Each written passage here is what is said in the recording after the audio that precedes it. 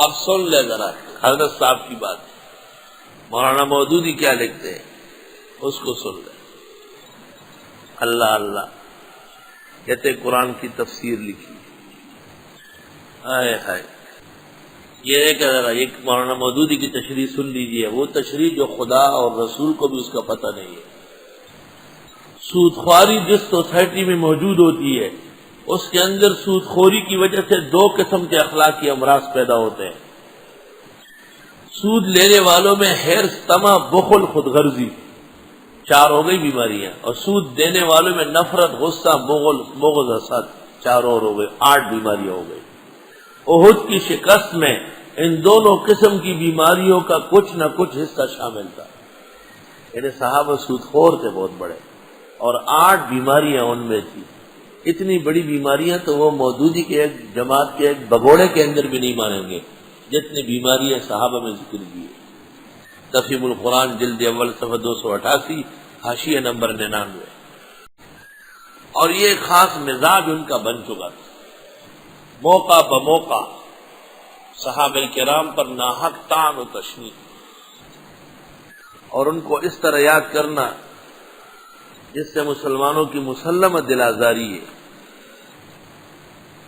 چنانچہ ان کی صرف ایک کتاب خلافت و ملوکیت کی کچھ چیزیں سن لیا کہ اندازہ ہو جائے کہ یہ قلم صحابہ کے خلاف کس طرح طعن و تشنیع کے ساتھ چلا ہے۔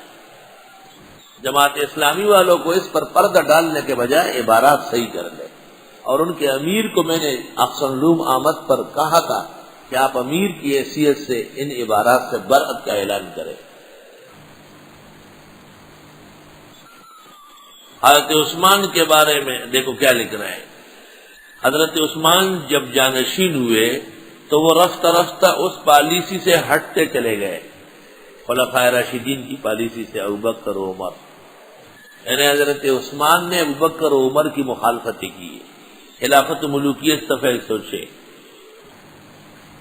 حضرت عثمان نے پے در پے اپنے رشتہ داروں کو بڑے بڑے عہدے عطا کیے، اور ان کے ساتھ دوسری رعایتیں کی جو عام طور پر لوگوں میں ہدف اعتراض بن کے رہے، صفحہ 106۔ حضرت عثمان نے بیت المال ناحق بانٹا ہے، معاذ اللہ۔ نمبر 3، دوسری چیز جو اس سے زیادہ فتنہ انگیز ثابت ہوئی ہے، دیکھو حضرت عثمان کو کہتے ہیں فتنہ انگیز، وہ خلیفہ کے سیکریٹری کی اہم پوزیشن پر مروان ابن الحکم کی ماموریت تھی کہ مروان کو سیکریٹری بنا، حالانکہ مروان امام بخاری کہتے ہیں کہ صحابی ہے، اور ان سے براہ راست حدیث رسول لایا ہے۔ امام بخاری کی رائے یہ ہے کہ مروان صحابی ہے، اور مودودی صاحب کی نگاہ میں وہ اتنا غلط آدمی ہے کہ اس کی وجہ سے حضرت عثمان فتنہ انگیز ہو گئے۔ خلافت ملوکیت صفحہ 115۔ یہ وہ وجوہ تھی جن کی بنا پر عثمان کی پالیسی لوگوں کے لیے اور زیادہ بے اطمینانی کا موجب بنی، صفحہ 114۔ خلیفہ وقت اپنے خاندان کے آدمیوں کو پے در پے مملکت کے اہم ترین مناصب پر مامور کرنا بجائے خود کافی وجہ اعتراض تھا، صفحہ 114۔ حضرت عثمان کی پالیسی کا یہ پہلو بلا شبہ غلط تھا، یہ دیکھیں غلط تھا ایک، اور غلط کام بہرحال غلط ہوتا ہے، غلط غلط 3 دفعہ، خواہ وہ کسی نے کیا ہو، صحابی غیر صحابی مودودی صاحب کی نظر میں برابر ہے، اس کو خواہ مخواہ کسی سے خونسازیوں سے صحیح ثابت کرنے کی کوشش کرنا نہ عقل و انصاف کا تقاضا ہے، اور نہ ہی دین کا یہ مطالبہ ہے کہ کسی صحابی کی غلطی کو غلطی نہ مانا جائے۔ اللہ اللہ فی اصحابی کا کیا مطلب تھا؟ یہ جو کہتے ہیں سخن ساز، یہ تو پیغمبر کو کہہ رہا ہے۔ حضرت نے کہا نا کہ میرے صحابہ کو غلط مت کہو، اللہ اللہ فی اصحابی لا تتخذوهم غرضا من بعدی، یہ کہتے ہیں نا یہ سخن سازی ہے، فضول بات ہے، معاذ اللہ۔ خلافت و ملوکیت صفحہ 116۔ معاویہ کے بارے میں مودودی کے خیالات۔ نمبر 1، یہ اس بات کی کلی علامت تھی کہ معاویہ خون عثمان کا بدلہ قانون کے راستے سے نہیں بلکہ غیر قانونی طریقے سے لینا چاہتے تھے، صفحہ 132۔ یعنی معاویہ قرآن و سنت کا دشمن تھا مودودی کی نظر میں۔ نمبر 2، اس اقدام سے ابتدا ہی میں یہ بات کھل گئی کہ حضرت معاویہ کس مقام پر کھڑے ہیں زیادہ دیر تک ان کے موقع پر پردہ پڑا رہتا تو یہ دھوکے کا پردہ تھا اور زیادہ خطرناک تھا. صفحہ 133. نمبر 3، حضرت معاویہ کو اس سے تشویش لاحق ہوئی اور انہوں نے ایک صاحب کو اس کام پر مامور کیا کہ کچھ ایسے گواہ تیار کرے جو اہل شام کے سامنے یہ شہادت دے کہ حضرت علی ہی حضرت عثمان کے قتل کے ذمہ دار ہے. ایک کہ معاویہ جھوٹی گواہی بنواتا تھا اور حضرت علی کو قاتل گردانتا تھا. صفحہ 135. نمبر 4، حضرت معاویہ کے ہاتھ میں اختیارات کا آنا خلافت سے ملوکیت کی طرف اسلامی ریاست کے انتقال کا عبوری مرحلہ تھا. معاویہ خلیفہ نہیں تھے، وہ بادشاہ تھے اور اس نے خلافت برباد کی ہے. صفحہ 147. نمبر 5، یزید کی ولی عہدی کے لیے ابتدائی تحریک کسی صحیح جذبے کی بنیاد پر نہیں ہوئی. معاویہ کے جذبات غلط تھے اور معاویہ نے اپنے بیٹے کے لیے ناحق جذبات کا مظاہرہ کیا. صفحہ 150. نمبر 6، اس سلسلے میں حضرت معاویہ نے عبداللہ ابن عمر کو 1,00,000 درہم بھیجے اور یزید کی بیعت کے لیے راضی کیے کہ عبداللہ ابن عمر شیخ الصحابہ پہ تہمت کہ وہ رشوت کھاتے تھے اور معاویہ رشوتوں کے ذریعے لوگوں کو ہموار کرتے تھے. صفحہ 150. اس طرح خلافت راشدہ کے نظام کا آخری اور قطعی طور پر خاتمہ ہو گیا. صفحہ 153. معاویہ نے خلافت راشدہ ڈسمس کر دی. توبہ توبہ. نمبر 8، خلافت کی جگہ شاہی خانوادوں نے لے لی اور اس کے بعد سے آج تک مسلمانوں کو پھر اپنی مرضی کی خلافت نصیب نہ ہو سکی. صفحہ 153. آج تک اسلامی حکومت کا نہ ہونا یہ معاویہ کا گناہ ہے، معاذ اللہ. نمبر 9، ان کے غلط کاموں کو تو غلط ہی کہنا ہوگا. یہ دیکھ، ایک دفعہ غلط نہیں کہتا، 4-5 دفعہ کہتا ہے. ان کے غلط کاموں کو تو غلط ہی کہنا ہوگا اور اسے صحیح کہنے کے یہ معنی ہوں گے کہ ہم اپنے صحیح اور غلط کے معیار کو خطرے میں ڈال رہے ہیں. صفحہ 153. حضرت معاویہ کی خلافت اس نوعیت کی خلافت نہ تھی کہ کسی مسلمان کے بنانے سے وہ خلیفہ بنے ہو، اور اگر مسلمان ایسا کرنے پر راضی نہ ہوتے تو وہ نہ بنتے.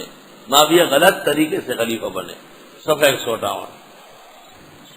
انہوں نے لڑ کر خلافت حاصل کی، مسلمانوں کے راضی ہونے پر ان کی خلافت کا انحصار نہ تھا.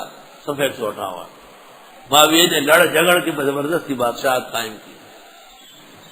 عبارت نمبر 12، دوسری نمایاں تبدیلی یہ تھی کہ دور ملوکیت کا آغاز ہی سے بادشاہ قسم کے خلفاء نے کیسر و کسریٰ کا طرز زندگی اختیار کر لیا. معاویہ کیسر و کسریٰ کی طرح تھا، اس کی طرز زندگی غیر اسلامی تھی.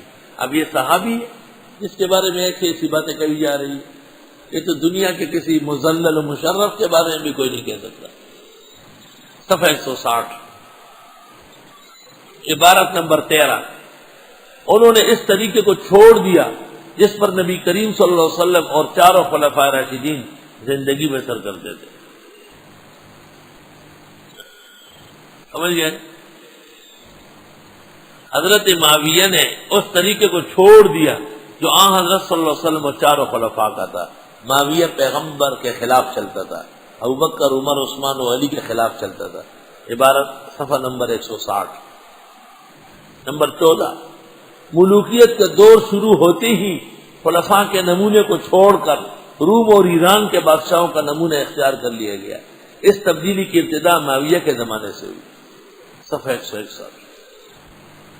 عبارت نمبر 15، دور ملوکیت میں بیت المال کا یہ تصور اس تصور سے بدل گیا کہ خزانہ بادشاہ اور شاہی خاندان کی ملک ہے، رعیت بادشاہ کی محض باجگزار ہے اور کسی حکومت سے پوچھنے کا اس کو کوئی حق نہیں.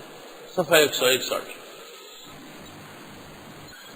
نمبر 16، بیت المال کی آمدنی کو دیکھیے تو نظر آتا ہے کہ اس کے بارے میں بھی حلال و حرام کی تمیز ان کے ہاں اٹھتی چلی گئی. معاویہ حرام خور تھے اور معاویہ حرام کھاتے تھے اور معاویہ حرام و حلال کا کوئی فرق نہیں کرتے تھے. صفحہ 162. ان لوگوں نے بیت المال کی آمدنی کے بارے میں شریعت کے قواعد کو کسی بری طرح توڑنا شروع کر دیا تھا. صفحہ 162. حرام کھانے کے لیے معاویہ نے شریعت کے حدود توڑ دیے، والعیاذ باللہ. نمبر 18، اس سلسلے میں سب سے بڑا ظلم یہ تھا کہ جو غیر مسلم اسلام قبول کرتا ان سے بھی جزیہ لیا جاتا کہ یہ محض جزیے سے بچنے کے لیے ایمان لا رہا ہے. صفحہ 162.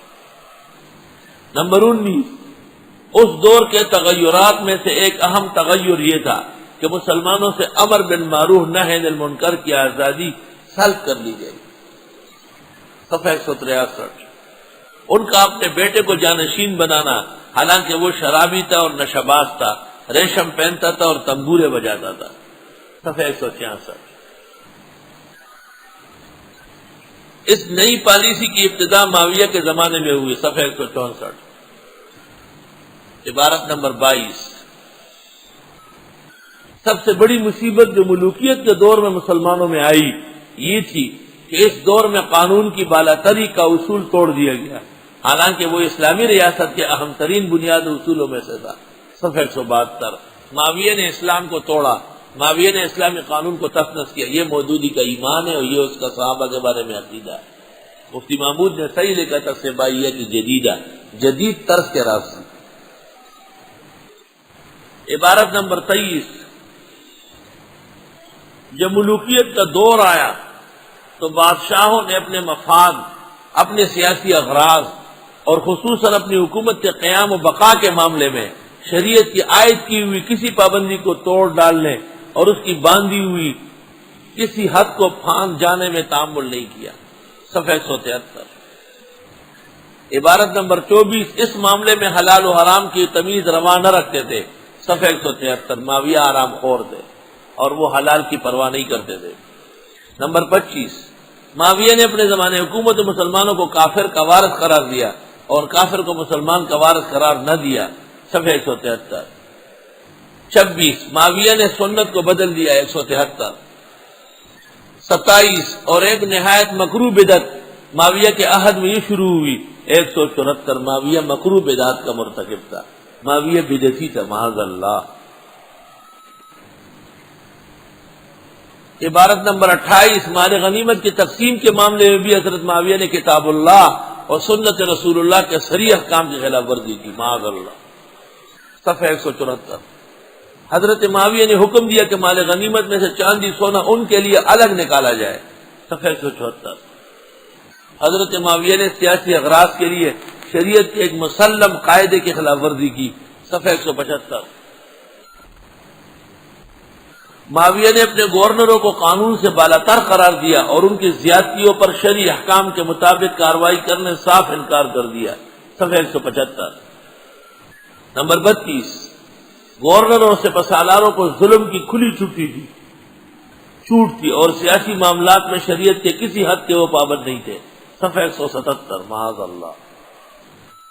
نمبر 33. معاویہ کے عہد میں سیاست کو دین پر بالا رکھنے اور سیاسی اغراض کے لیے شریعت کی حدیں توڑ ڈالنے کی ابتدا ہوئی. صفحہ 179. یہ میں نے صرف آپ کو عبارات کی سیر کرائی، ایسی ہزاروں عبارتیں ہیں جو اسلامی عقیدے کے خلاف ہیں. مسلمانان اہل سنت کا 1400 سال سے یہ عقیدہ ہے کہ معاویہ رضی اللہ تعالیٰ عنہ برحق صحابی ہے، مجتہد ہے اور ان پر غیر صحابہ کو طعن کرنے کی اجازت نہیں ہے. ابانہ عن اصول الدیانہ اہل سنت کے امام ابو الحسن اشعری کی کتاب ہے اور اس کا صفحہ 189 ہے. وہ کہتے ہیں ومعاویہ کان مجتہدا ومعذورا وغیر مطعون فی نوبتی. معاویہ مجتہد تھے، معذور تھے، اس پر اعتراض جائز نہیں ہے. اور معاویہ کو ایک نیکی ملے گی اگر اجتہاد میں خطا نکلی اور 2 نیکیاں علی کو ملے گی اگر ان کی صحیح نکلی. لیکن یہ کسی نے نہیں کہا کہ معاویہ ظالم تھا، معاویہ بدعتی تھا، معاویہ منکرات کا مرتکب تھا. معاویہ کتاب و سنت کے لیے صرف امام خامس کا کام. اللہ فرماتے ہیں وَلَقَدْ عَفَانْكُمْ، میں نے معاف کر دیا تمہیں جو تھوڑی بہت غلطی ہوئی، اور یہ ابھی تک ان کے خلاف کتابیں شائع کر رہا ہے. وَاللَّهُ ذُو فَضْلٍ عَلَى الْمُؤْمِنِينَ، اور اللہ فضل والے ہیں مسلمانوں پر.